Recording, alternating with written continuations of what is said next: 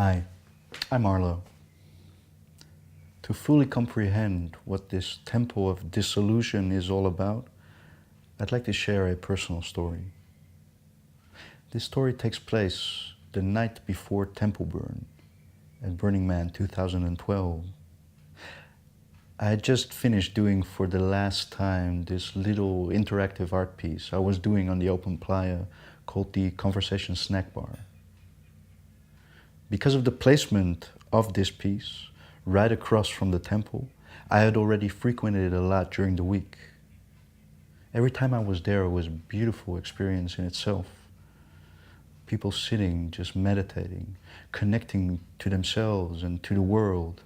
And also, of course, a whole lot of people letting go of thoughts, letting go of memories, letting go of grief, either in their mind or with physical objects that they left behind in the temple, photographs, artifacts, letters, wedding gowns to be burned at the temple burn. Every time I was there, I tried to comfort people that I saw grieving in some way or another by giving them a nice little smile, going over and having a little talk or giving them a hug. That night was different though.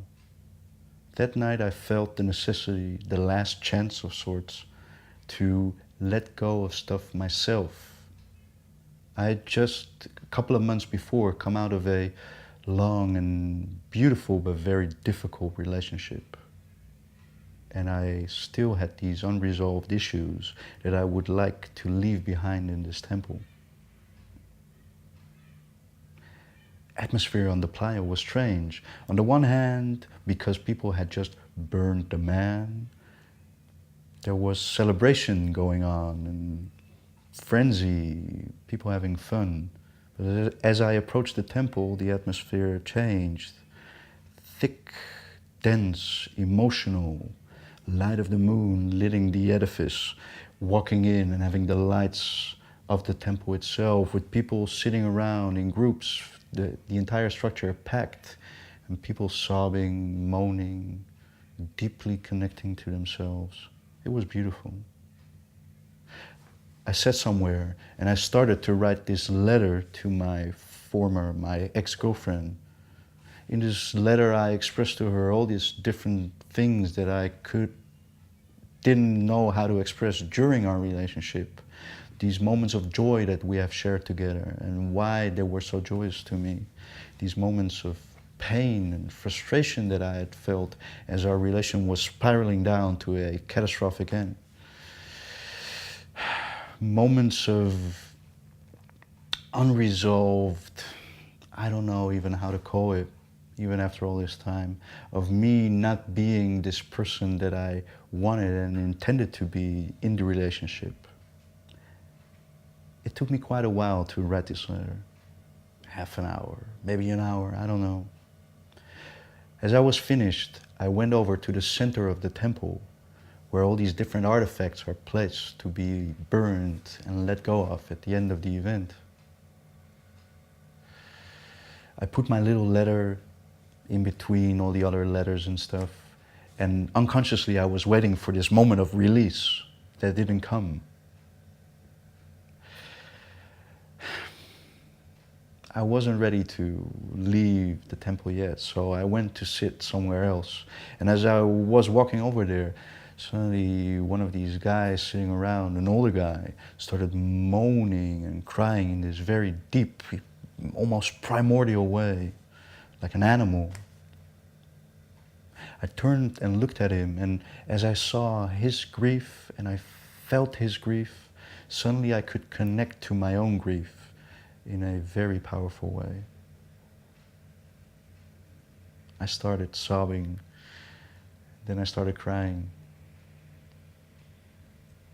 This gentle guy walked over, and I don't know exactly how we did it, but he embraced me, he gave me a hug.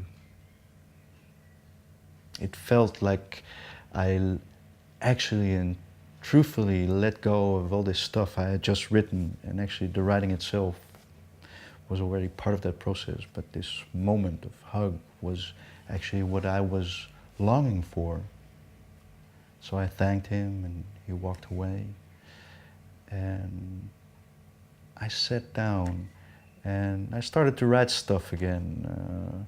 Now in this little booklet I had with me, writing down notes and stuff like that.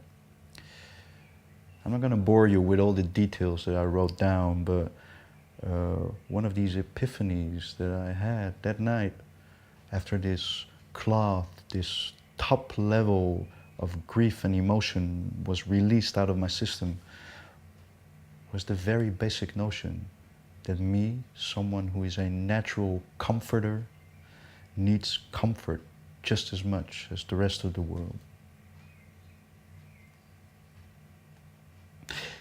The night after, we all sat around the temple and they lit it and the temple went up in flames, and all these artifacts and shit that were left behind, they were vanished from the earth and people could let go and release of their emotion.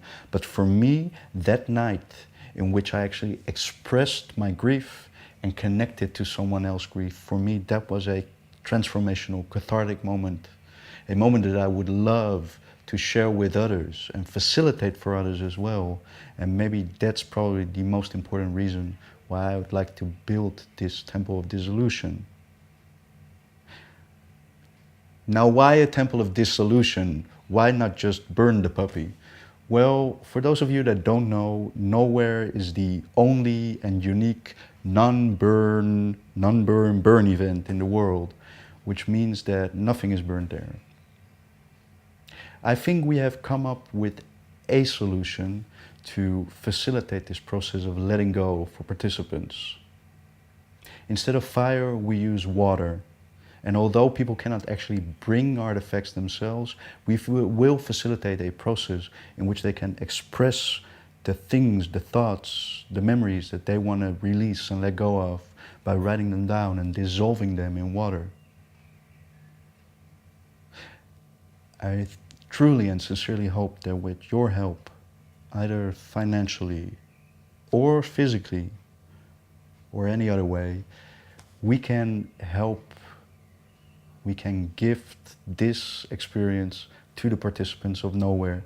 And from the bottom of my heart, I already thank you so much for helping us, gifting that experience.